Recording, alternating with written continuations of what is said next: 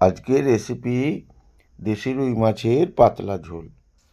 খুব স্বাদিষ্ট, আপনারাও বাড়িতে বানান, খুব সুন্দর খেতে লাগবে। 1 কিলোর দেশি রুই মাছ নিয়ে এসেছিলাম, ভালো করে কেটে ধুয়ে টুয়ে নুন হলুদ মাখিয়ে রেখেছিলাম। একটা কড়াইয়ের মধ্যে তেল গরম করে মাছগুলো ভেজে নেবেন। মাছগুলো কড়া কড়া করে ভেজে নিচ্ছি। খুব সুন্দর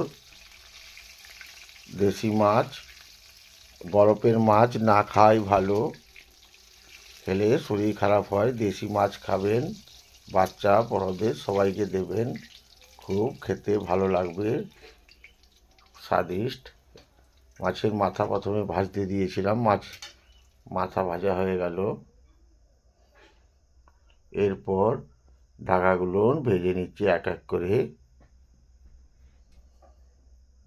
এই রেসিপিতে লাগছে একটা বড় সাইজের পেঁয়াজ কাটা, গোটা জিরে, শুকনো লঙ্কা, আদা রসুন অল্প পরিমাণ বাটা, লঙ্কা হলুদ জিরে ধনে গুঁড়ো,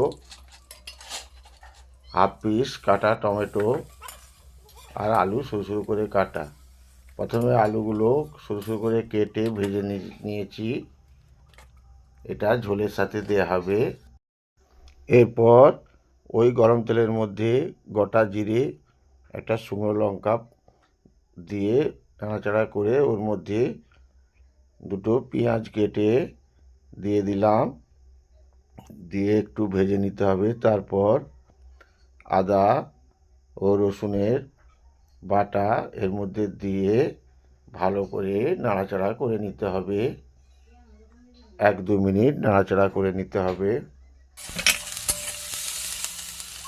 তার উপরে আলু ভেজে রাখা আলুগুলো এর মধ্যে দিয়ে ভালো করে নাড়িয়ে চড়িয়ে নিতে হবে। এরপর একটা বাটির মধ্যে লঙ্কা ধনে জিরে হলুদ গুঁড়ো জল দিয়ে পেস্ট করে নিতে হবে।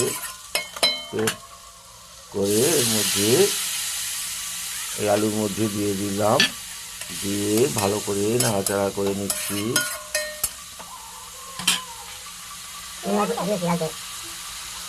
এরপর এতে পরিমাণ মতো লবণ দিয়ে দিলাম, আর 1 চামচ চিনি দিয়ে দিলাম, স্বাদ আসবে চিনিটা ওই জন্য দিলাম। দিয়ে মিনিট 2-এর মতো কষে নিতে হবে। এরপর হাফ পিস টমেটো কেটে রাখা এর মধ্যে দিয়ে ভালো করে কষে নিতে হবে। আর এতে পরিমাণ মতো জল দিয়ে দিচ্ছি, জল দিয়ে 5-7 মিনিটের মতো ঢাকা দিয়ে রেখে দিলাম। 5-7 মিনিট বাদে ঢাকা খুলে এর উপরে ভেজে রাখা দেশি রুই মাছ দিয়ে দিলাম, দিয়ে তার উপরে ধনেপাতা, কুচো করা ধনেপাতা দিয়ে দিলাম, দিয়ে মিনিট 2 ফুটাতে হবে।